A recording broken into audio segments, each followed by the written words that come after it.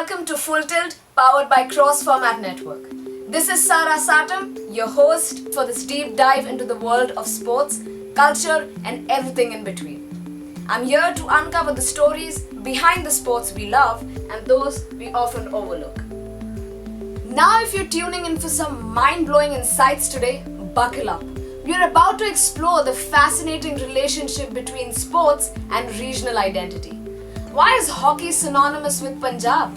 Why does Maharashtra cherish Kho Kho? And how did Kabaddi, once a village pastime, become a national phenomenon? But here's the twist. This isn't your typical Sports History 101 podcast, but here we will dig into the why. Why do certain sports resonate with certain regions? Is it about survival, culture, a mode of enjoyment, or something much deeper? By the end, you'll see how sports are much more than games. They are living, breathing parts of a community's identity. So let's get into it. Have you ever wondered why certain regions are so obsessed with specific sports? It's not random. It's not just about tradition. Sports are born from the landscapes, struggles, and aspirations of the people who play them. Take Punjab for example. Its hockey obsession isn't just about stick skills. It's tied to its warrior heritage and the agriculture lifestyle that values stamina and teamwork. Or Kabaddi, rural survival and breath control that farmers and warriors needed centuries ago. And what about Kho Kho, Malkhamb, or even Silambam? Each of these games tells us a story about the people who nurtured them. They are not just sports, they are a way of life, and today I'll break it down for you. Starting with Kabaddi. Let's begin with one of India's most cherished sports, Kabaddi. This sport is believed to have originated around 4,000 years ago in the Tamil Nadu region of South India. Kabaddi was initially played as a way for warriors to stay fit and practice quick reflexes and teamwork. The game's history is intertwined with the rural life of India, where it was seen not just as a pastime but as a demonstration of physical strength and endurance. It's said that it was originally created to mimic the fight for survival in the wild, as players would engage in intense one-on-one chases with the goal of tagging the opposition while holding their breath and without being caught. But it's not just about survival and strength. Kabaddi is a sport that brings communities together. In rural India, especially in states like Haryana, Maharashtra and Punjab, the sport is a community event where teams represent villages and the entire village supports them. The Kabaddi cult's fascinating is that while the game has gained global attention, its heart still lies in rural India, where it is practiced by players who typically come from farming or laboring backgrounds. They may not have access to the same equipment or facilities as their urban counterparts, but their physical conditioning and agility are unparalleled. Even today, it continues to shape the identity of rural India, providing young athletes with the avenue to excel, represent their community, and make a career out of it.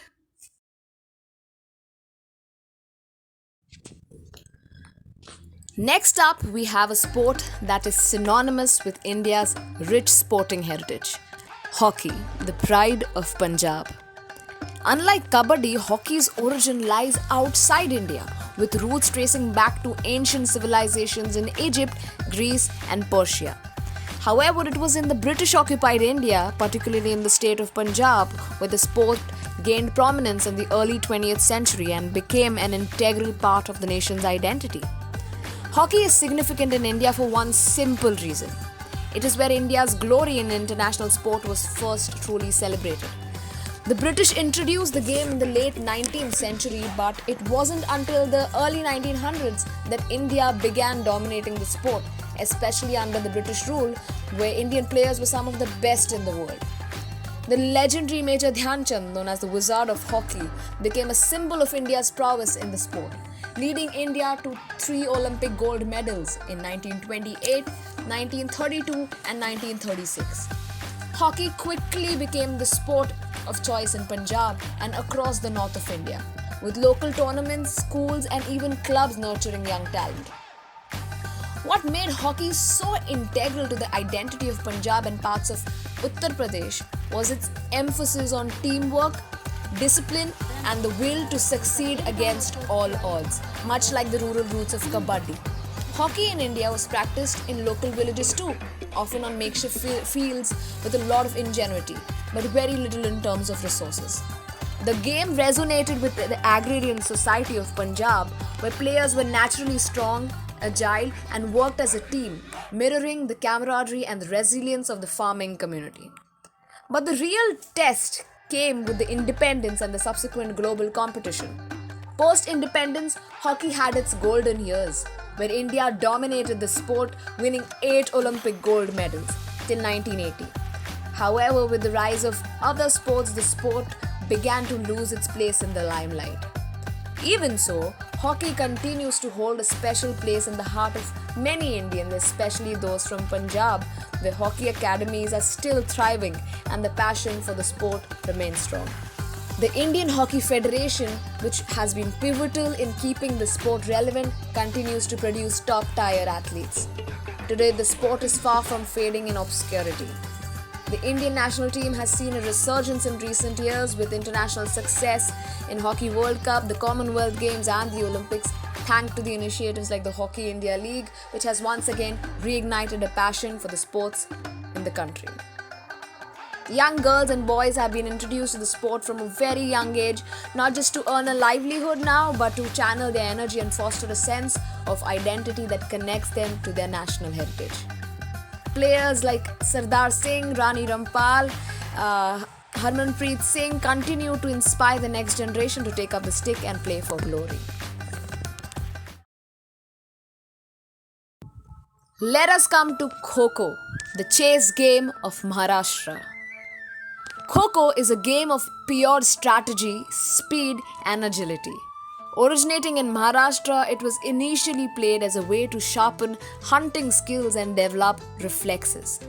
Minimal equipment, just a team and some open ground made it a staple of rural life, and over centuries, it became a cultural treasure.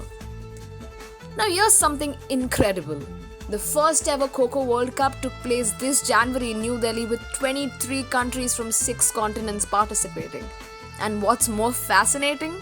While teams from around the world brought muscle-bound men with chiseled physiques to the competition, it was the fit, thin and agile Indian players who stole the show.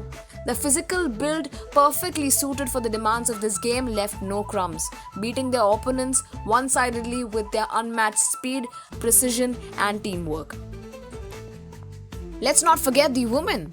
Many players in the Indian contingent came from rural Maharashtra, where girls wearing shorts to play sports is still considered revolutionary. These young women not only challenged societal norms but also dominated the international stage, redefining empowerment one match at a time. Kho Kho is more than a game for these communities. It's a way to assert their identity, showcase their physical prowess, and carry forward a proud legacy that blends skill with cultural heritage. Let's now journey to the heart of India, Madhya Pradesh, the birthplace of Malkhamb. This ancient sport, often described as yoga on a pole, is a perfect fusion of strength, acrobatics and spiritual discipline.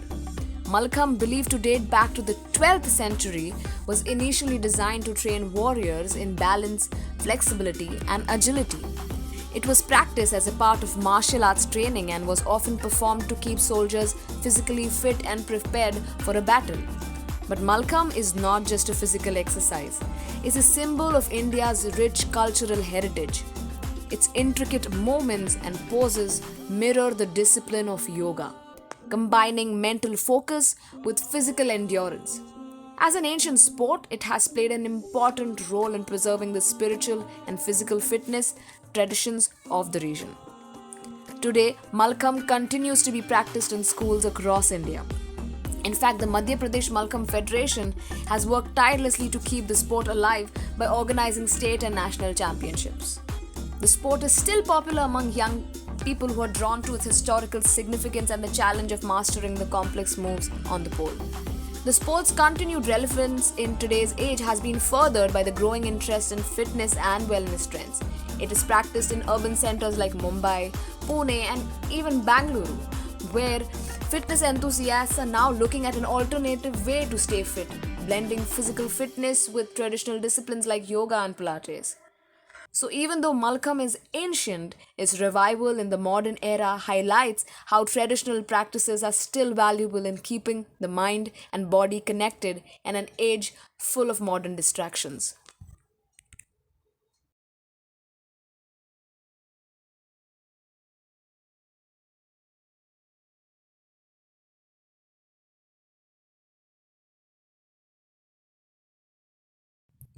Now, let's head south to Tamil Nadu, the birthplace of Silambam.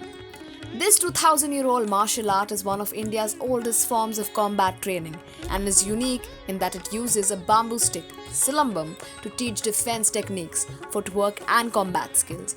Silambam originated during the Sangam period and was used by ancient Tamil warriors to defend their kingdoms.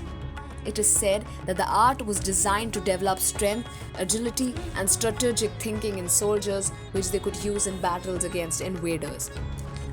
The beauty of So, what do all of these sports have in common? They're not just games.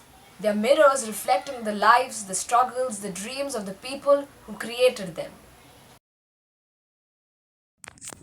As we wrap up today's episode of Full Tilt, I want you to think about this.